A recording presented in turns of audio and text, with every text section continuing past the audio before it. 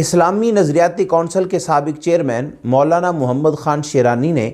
سورۃ المائدہ کی آیت نمبر 21 پڑھ کر یہ استدلال کیا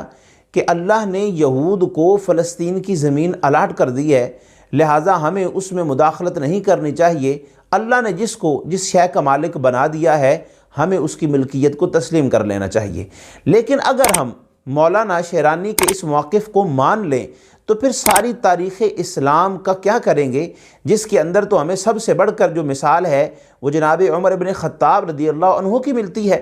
کہ جب انہوں نے ایک وفد تیار کر کے وہاں پر بھیجا اور وہاں اس وقت عیسائیوں کی حکومت تھی بیت المقدس پر، تو انہوں نے دیکھ کر کہا کہ ہمیں تو ہماری کتابیں بتاتی ہیں کہ ہمیں ایسا بادشاہ فتح کرے گا جو بڑا ہی سادہ ہوگا۔ تو مسلمان لشکر نے آپس میں مشورہ کیا، انہوں نے کہا کہ یہ تو انہی کی بات کر رہے ہیں جو اس وقت ہمارے امیر المؤمنین ہیں، یعنی کہ جناب عمر ابن خطاب، اور ان کو کہلوا بھیجا اور جناب عمر آئے اور کس سادگی کے ساتھ آئے وہ ایک تاریخ کا الگ باب ہے۔ تو اگر یہ آیت سے استدلال جو مولانا شیرانی نے کیا ہے اگر یہ درست ہوتا تو کیا یہ جناب عمر کو اس بات کا اندازہ نہیں تھا؟ انہوں نے کیوں بھیجا اور پھر وہاں جا کر اس کی فتح کیوں لے لی، اور عیسائیوں نے یہ جناب عمر کے سپرد سارا بیت المقدس کر کے ساتھ میں یہ شرط بھی رکھی تھی کہ یہاں پر یہود کو آباد ہونے کی اجازت نہیں آپ نے دینی، اس شرط پر انہوں نے یہ سارا شہر جناب عمر کے سپرد کیا تھا، اور جناب عمر نے اپنی ساری زندگی اس بات کی لاج رکھی۔ اور پھر جیسا وہ واقعہ ہوا ہے ایسے ہی بعد میں سلطان صلاح الدین ایوبی نے جو جا کر وہاں پر اس مقام کو فتح کیا ہے، تو کیا ان کو بھی اس بات کا اندازہ نہیں تھا کہ جو دلیل جو سورۃ المائدہ کی آیت نمبر 21 سے مولانا شیرانی نے لی ہے، کیا امت میں سے پہلے بھی کوئی ایسا بندہ گزرا ہے جس نے ایسا کام کیا ہو؟ اور ان کو یہ دیکھنا چاہیے کہ ایران جو بظاہر ہر وقت مخالف نظر آتا ہے، اسرائیل کا بہت بڑا مخالف نظر آتا ہے،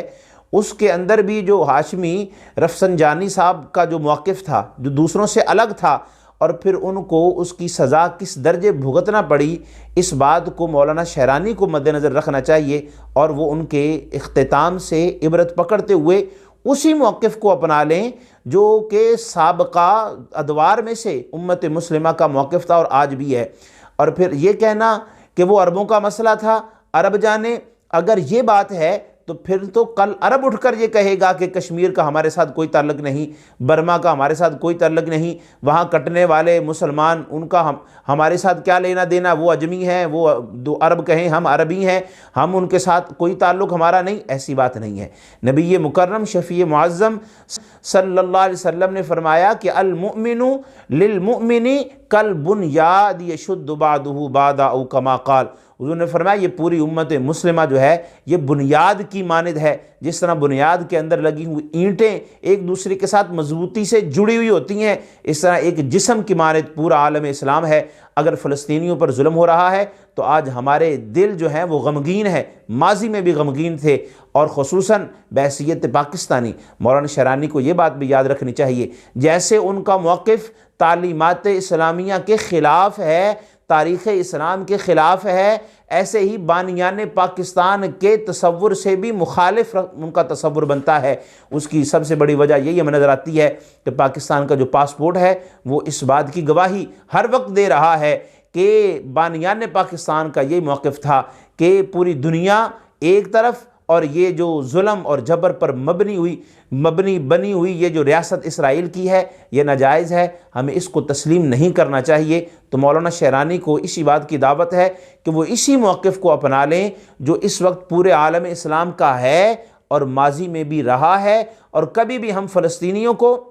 یا اور اس کے علاوہ بھی جہاں جہاں پر مسلمان ظلم و ستم کا شکار ہو رہے ہیں ہم ان کے موقف سے پیچھے نہیں ہٹ سکتے، اس لیے کہ پوری امت مسلمہ ایک وحدت کی مسلم تصویر ہے۔